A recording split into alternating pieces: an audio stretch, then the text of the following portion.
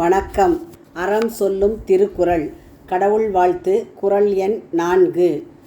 4வது குறளை பார்ப்பதற்கு முன்பாக திருக்குறளில் அறத்துப்பால், பொருட்பால், இன்பத்துப்பால் ஆகிய 3 பெரும் பிரிவுகளில் உள்ள இயல்களின் எண்ணிக்கையை பார்ப்போம். அறத்துப்பாலிலே பாயிரவியல், இல்லறவியல், துறவறவியல், ஊழியல் என 4 இயல்களும், பொருட்பாலிலே அரசியல், அங்கவியல், ஒழிபியல் என்ற 3 இயல்களும், இன்பத்து பாலில் களவியல், கற்பியல் என 2 இயல்களும், ஆக மொத்தம் 9 இயல்கள் உள்ளன. 4வது குறள்.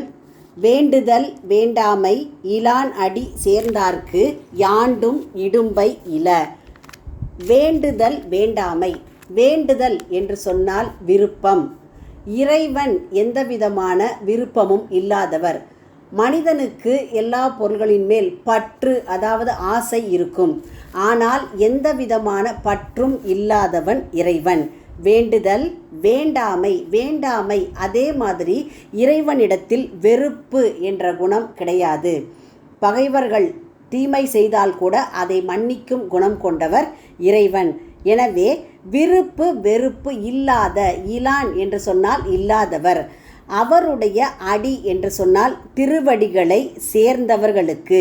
சேர்ந்தவர்களுக்கு என்றால் அந்த திருவடியை பொருந்தி நினைக்கின்றவர்களுக்கு யாண்டும் இடும்பை இல.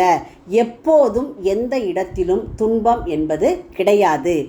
இறைவன் விருப்பு வெறுப்பு இல்லாதவர். இப்போ சாதாரணமாக நாம் துறவிகள், விருப்பு வெறுப்பு இல்லாதவர்கள் என்று சொல்கிறோம். துறவி என்று சொன்னால் இல்லற வாழ்க்கையிலே எல்லாவற்றையும் அனுபவித்து அதன் பிறகு முற்றும் துறந்து போகிறது தான் துறவறம். அதாவது துறவறம் என்று சொல்லும் பொழுது இல்வாழ்க்கையிலே எல்லா இன்ப துன்பங்களை அவர்கள் அனுபவித்திருக்க வேண்டும்.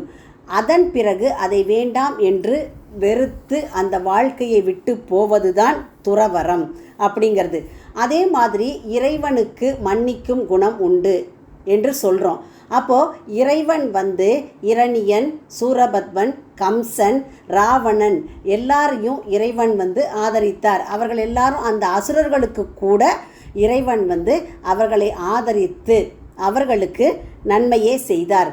ஆகவே விருப்பு வெறுப்பு இல்லாத கடவுளின் திருவடிகளை பொருந்தி நினைக்கின்றவர்களுக்கு எப்போதும் எந்த இடத்திலும் துன்பம் என்பது இல்லை. இடும்பை என்று சொன்னால் துன்பம். ஆகவே மனிதர்களாகிய நாமும் விருப்பு வெறுப்பு இல்லாமல், எந்த ஒரு பொருளின் மீது அளவு கடந்த ஆசையும் பற்றும் இல்லாமல், அதே மாதிரி எவரிடத்தும் வெறுப்பு கொள்ளாமல் வாழ்தல் வேண்டும். அப்படிப்பட்ட இறைவனுடைய திருவடிகளை சரணடைந்தவர்களுக்கு துன்பம் என்பது வாழ்க்கையில் ஒருபோதும் கிடையாது. மீண்டும் குறள். வேண்டுதல் வேண்டாமை இலான் அடி சேர்ந்தார்க்கு யாண்டும் இடும்பை இல. உங்கள் இல்ல குழந்தைகளின் மனதிலே தினம் ஒரு திருக்குறள் பதிய எங்கள் சேனலை சப்ஸ்கிரைப் செய்யுங்கள். லைக் பண்ணுங்கள், ஷேர் பண்ணுங்கள், சப்ஸ்கிரைப் பண்ணுங்கள், கமெண்ட் பண்ணுங்கள். நன்றி.